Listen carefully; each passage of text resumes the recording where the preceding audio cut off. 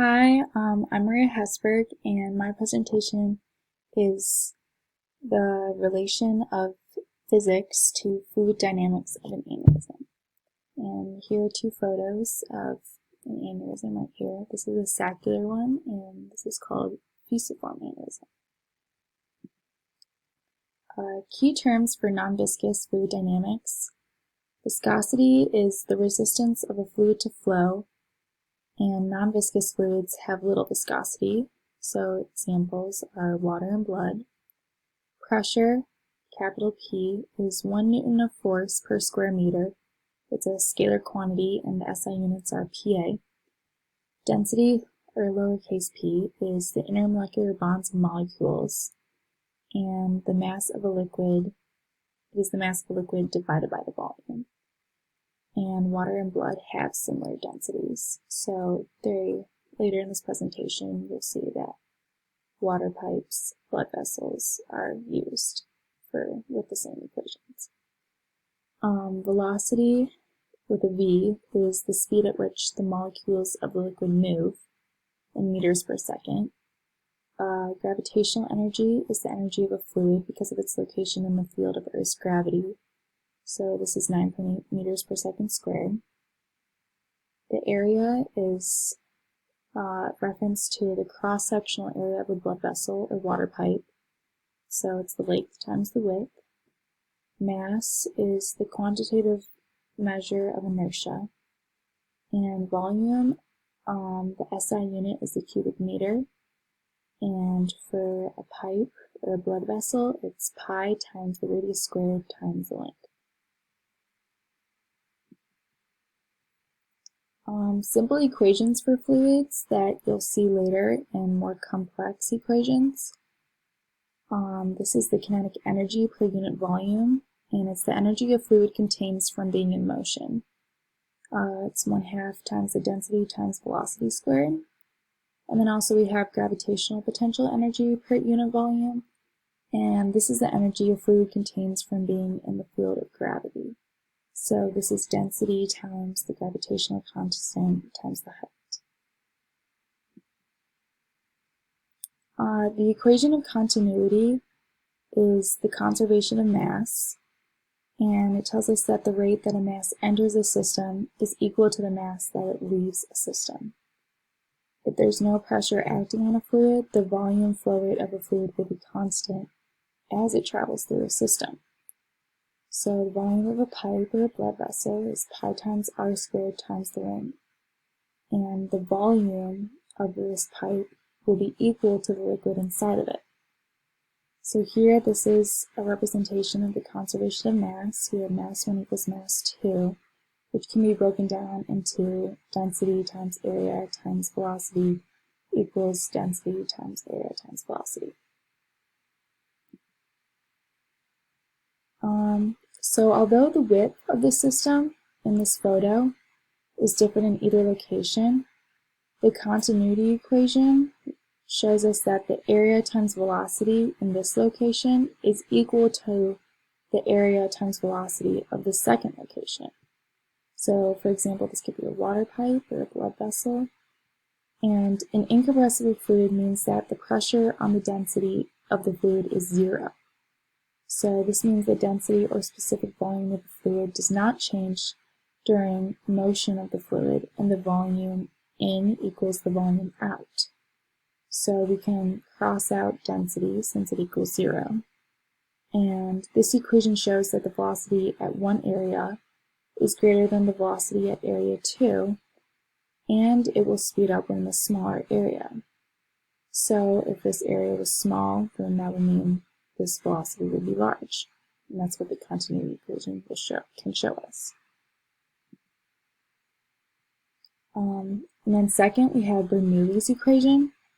And this is the increase of the speed of a fluid, which results from a decrease in static pressure or a decrease in the fluid's gravitational potential energy. The equation describes the conservation of energy in non-viscous fluids. So it compares speed, pressure, and height of a fluid at one point to the speed, pressure, and height of the fluid at another point. You write this equation ignoring friction and for laminar flow, which is when fluid moves steadily past each other, like in a water pipe or a blood vessel. And here's a picture. This is laminar flow right here. And below it, that's turbulent flow. So that's the opposite of laminar flow.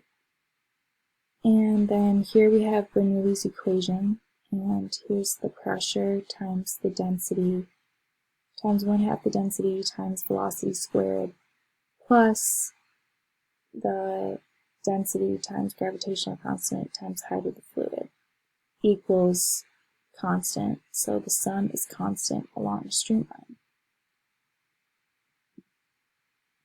So here we have a representation of a blood vessel or a water pipe, and it's an example of non-viscous laminar flow. So we can use Bernoulli's equation to calculate any unknown variable in this picture. And here we have a change in height. So we would include this gravitational potential energy. And this dashed line would be the reference level. So height 1 would equal 0, and height 2 would equal this delta H right here. And then here we have another example of non-viscous laminar flow. So there's no change in height, so the gravitational potential energy does not change from point 1 to point 2.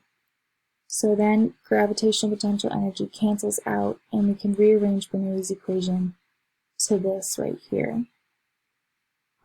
This equation will show that the velocity in section 1 is slower than in section 2.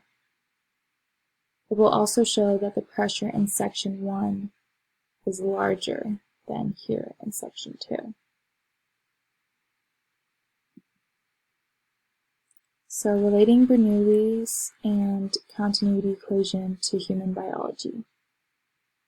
If there is an enlarged section in a water pipe, the Bernoulli equation will reveal that the speed of the water is slower and the pressure is greater. But if this occurs in a blood vessel in the human body, the consequence is called an aneurysm. An aneurysm is the enlargement of a weakened area of a blood vessel. As the radius of the blood vessel increases, the velocity decreases and the pressure increases. If not treated properly through medical care, the blood vessel can weaken more from the increase in pressure and rupture, as seen in this photo right here. So here we have Bernoulli's equation, and so here in number 1, in section number 1, we have a decrease in speed and an increase in pressure, and then here in section number 2, we have an increase in speed and decrease in pressure. And since this is horizontal, we can cross out the gravitational potential energy, and then, the height will cancel out if the person is lying down and the path of the fluid goes horizontal. So then we use this equation to calculate any unknown. So here we have the continuity equation. So here the mass 1 right here will equal this mass 2 right here. And in the human circulatory system, blood is an incompressible fluid, so the density equals 0 and cancels out. And we're left with A1V1 equals A2V2. This equation can help solve for an unknown velocity or velocities, and it can be substituted into the Bernoulli's equation. And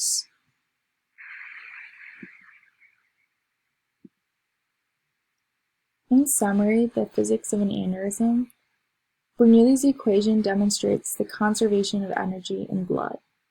The energy obtained by blood in one area will equal the energy it has in another area. And we saw this through the kinetic energy plus the gravitational potential energy, with pressure equals the kinetic energy and gravitational potential energy and pressure of the other area. This reveals that an aneurysm will contain a slower movement of blood and have a higher amount of pressure than the velocity and pressure of blood in a different area of the vessel. This equation explains why aneurysms need to be treated with medical care, so the pressure doesn't increase too great, and so if the aneurysm grows too big and ruptures, causing internal bleeding. The continuity equation demonstrates the mass of blood is conserved and the volume flow rate in one area equals the volume flow rate in another area of a blood vessel. It shows that an aneurysm has a small velocity due to a large cross-sectional area. The continuity equation and Bernoulli's equation help us understand the human circulatory system by demonstrating the physics of fluid dynamics of non-viscous fluids. They can be used to calculate the fluid velocity and pressure at different points in the flowing blood of an aneurysm. And here are my sources. Thank you so much for listening.